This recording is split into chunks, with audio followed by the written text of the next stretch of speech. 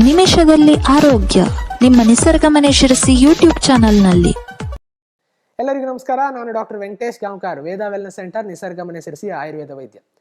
ನನಗೆ ಹಲವಾರು ದಿನಗಳಿಂದ ಕೆಮ್ಮು ಕಾಡ್ತಾ ಇದೆ. ಕೆಲವೊಮ್ಮೆ ಕಫ ಬರುತ್ತೆ, ಕೆಲವೊಮ್ಮೆ ಬರೋದಿಲ್ಲ. ಸೊ ಅದು ಡ್ರೈ ಕಫ್ ಕೂಡ ಆಗಿರ್ಬೋದು, ಅಥವಾ ಕೆಲವೊಂದು ಸಂದರ್ಭದಲ್ಲಿ ಪ್ರೊಡಕ್ಟಿವ್ ಕಫ್ ಕೂಡ ಆಗಿರ್ಬೋದು. ಅದೆರಡಕ್ಕೂ ಕೂಡ ಸರಳ ಮನೆಮದ್ದು ಅಂತಂದ್ರೆ ಈಗ ನಾನು ಹೇಳುವಂಥದ್ದು ಅದ್ಯಾವುದು ಅಂತ ಹೇಳಿದ್ರೆ ಒಂದೆಲಗದ ರಸ ಮತ್ತು ಜೇನುತುಪ್ಪದ ಸಂಯೋಜನೆ. ಹೌದು, ಹಳ್ಳಿಗಳಲ್ಲಿರೋರಿಗೆ ಒಂದೆಲಗ ಫ್ರೆಶ್ ಆಗೇ ಸಿಗುತ್ತೆ.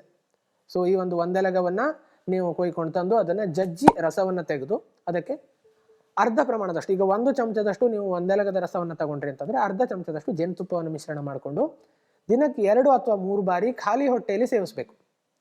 ಹೌದು ವೀಕ್ಷಕರೇ, ಹಸಿಯಾದಂಥ ಒಂದೆಲಗದ ರಸವನ್ನು 1 ಚಮಚ ತಗೊಳ್ಳಿ, ಅರ್ಧ ಚಮಚದಷ್ಟು ಶುಭ್ರವಾದಂಥ ಜೇನುತುಪ್ಪವನ್ನು ಹಾಕಿ ಅದನ್ನ ದಿನಕ್ಕೆ 2 ಅಥವಾ 3 ಬಾರಿ ಖಾಲಿ ಹೊಟ್ಟೆಯಲ್ಲಿ ಸೇವಿಸುವಂಥದ್ದು. ಇದನ್ನ ಒಂದು 4 ರಿಂದ 5 ದಿನಗಳ ಕಾಲ ಮಾಡಿ. ಇದರಿಂದ ನಿಮಗೆ ಎಷ್ಟೇ ಹಳೆ ಕೆಮ್ಮಾಗಿರ್ಬೋದು ಅಥವಾ ಯಾವುದೇ ರೀತಿಯ ಕೆಮ್ಮಾಗಿರ್ಬೋದು ಹತೋಟಿಗೆ ಬರ್ತದೆ, ಕಫದ ನಿಸ್ಸರಣ ಕೂಡ ಆಗ್ತದೆ.